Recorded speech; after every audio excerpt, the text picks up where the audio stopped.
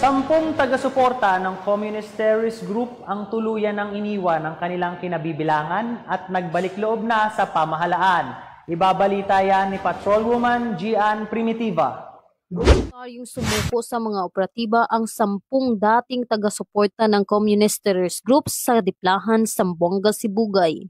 Kinilala ng mga tauhan ng Regional Mobile Force Battalion 9 kasama ang Diplahan Municipal Police Station ang mga supporter ng Communist Terrorist Group, 6 na babae at 4 na lalaki. Pawang parehong nasa tamang edad, kapwa residente ng Purok Bombil, Ginuman, Diplahan, Zamboanga, Sibugay. Sumasa ilalim ang mga sumukong individual sa debriefing process at saksi ang mga operatiba kasama ang mga barangay tanod bilang pagsuporta ng mga programa ni Pangulong Ferdinand Bongbong Marcos Jr. Patuloy na hinihikayat ng mga kapulisan na sumuko at gamitin ang tulong ng inaalok ng gobyerno sa pamamagitan ng Enhanced Comprehensive Local Integration Program at iba pang programa ng kasalukuyang administrasyon upang matulungan silang magkaroon ng bagong pananaw at mapayapang pamumuhay kasama ang kanilang pamilya.